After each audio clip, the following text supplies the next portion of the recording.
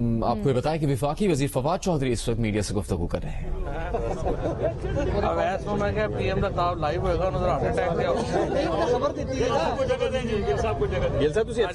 بسم اللہ الرحمن الرحیم.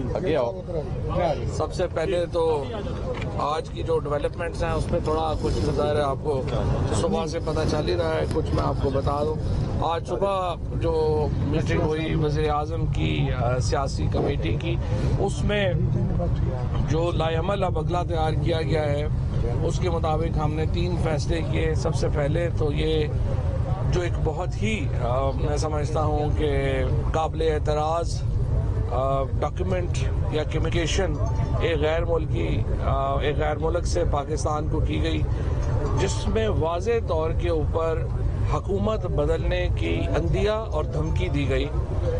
اس کو پہلے نیشنل سیکیورٹی کمیٹی جو حکومت کی ہے اس میں ڈسکشن کے لیے لایا گیا. اس کے بعد جو پارلیمان کی اس وقت سیکیورٹی کمیٹی ہے اس کا اجلاس ان کیمرہ جو ہے وہ طلب کیا گیا ہے, اور پھر وزیر اعظم آج رات قوم سے خطاب جو ہے وہ کریں گے. کل اس کے اوپر مزید ڈیولپمنٹس ہوں گی, وہ میں انشاءاللہ کل آپ سے صبح شیئر کروں گا. پاکستان ایک آزاد اور خود مختار ملک ہے, اور دیکھیے اگر آئینی طور کے اوپر حکومت کی تبدیلی ہو اس میں کوئی حرج نہیں ہے, لیکن جس طریقے سے یہاں پہ تبدیلی کا ڈول ڈالا گیا, اسی لیے مجھے بتایا جا رہا ہے کہ اپوزیشن, پہلے ہم نے کچھ پارلیمانی لیڈرز کو بلایا اور ان سے کہا کہ آئیے وہ ثبوت دیکھ لیجئے جو ہیں. پھر ہم نے اپوزیشن کے لیڈرز کو بلایا اور کہا کہ آئیے آپ ثبوت دیکھ لیجئے.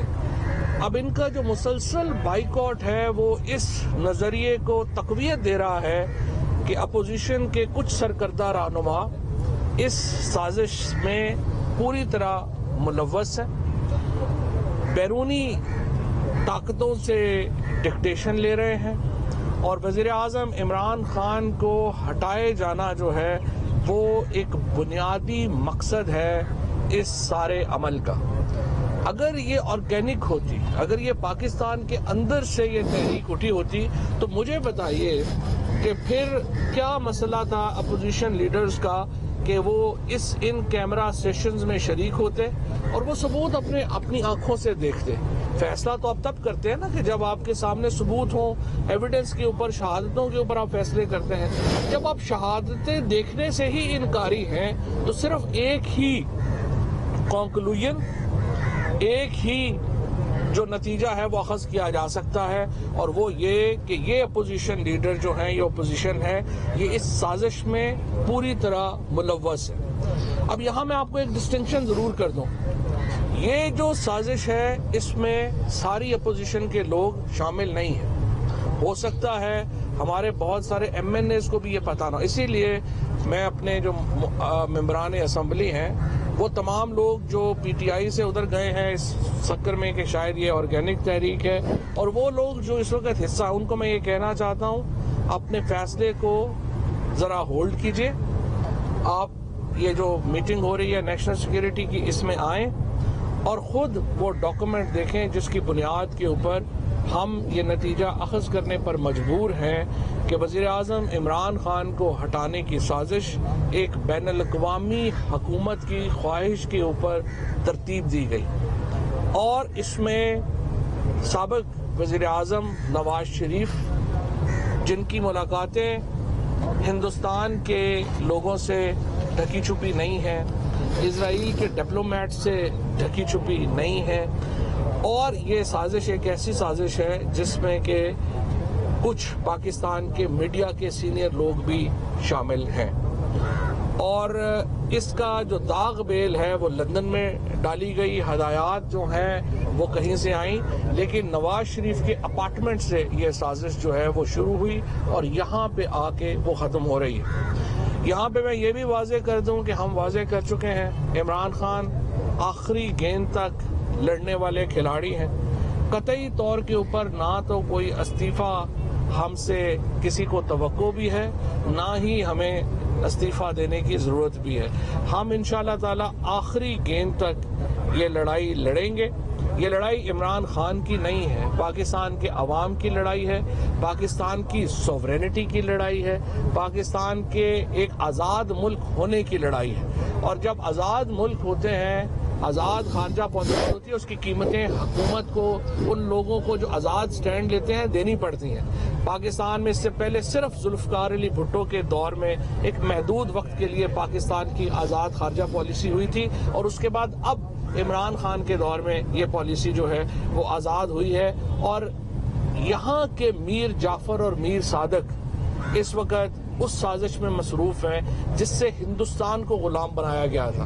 جب ہندوستان میں ایسٹ انڈیا کمپنی آ رہی تھی تو اس وقت بھی جو مقامی میر جعفر اور میر صادق تھے، اگر ان کا تعاون انہیں نہ ملتا تو ایسٹ انڈیا کمپنی ہندوستان کو غلام نہیں بنا سکتی تھی، اور مسلم جو اس وقت بادشاہت تھا اس کا خاتمہ نہیں ہو سکتا تھا۔ آج بھی وہی ہو رہا ہے۔ یہاں پر بیٹھے ہوئے کچھ جوکر اس سازش میں شریک ہیں، اور انہوں نے عمران خان کو ہٹانے کی ایک عالمی سازش میں پونز کا کردار ادا کیا ہے۔ لیکن بہرحال پاکستان کے لوگ اس سازش کو دیکھ رہے ہیں۔ انشاءاللہ تعالی ہم قطعی طور کے اوپر اس پاکستان کی حاکمیت کے اوپر سودے کو مسترد کرتے ہیں۔ ہم پاکستان کی حاکمیت کے لیے، پاکستان کی انڈیپینڈنس کے لیے، پاکستان کے لوگوں کے وقار کے لیے، پاکستان کے پاسپورٹ کی عزت کے لیے انشاءاللہ تعالی پوری طرح کھڑے رہیں گے۔ عمران خان کی قیادت میں پوری پاکستان تحریک انصاف ایک سیسا پلائی دیوار کی طرح انشاءاللہ کھڑی رہے گی۔ بسم اللہ الرحمن الرحیم۔ میں 4 ضروری چیزیں آپ کو بتانا چاہتا ہوں کہ یہ جو کمیونیکیشن ہے جس کا ذکر کیا جا رہا ہے، جو حکومت کو موصول ہوا ہے، جس کو چیف جسٹس آف پاکستان کو دکھانے کی پیشکش کی گئی ہے، جسے وفاقی کابینہ کے آگے دکھایا، اس کی جسٹ بتائی گئی ہے، اور جس کو آج نیشنل سیکیورٹی کمیٹی کے اندر بھی ڈسکس کیا گیا ہے۔ اس سے 4 چیزیں بڑی واضح ہو جاتی ہیں۔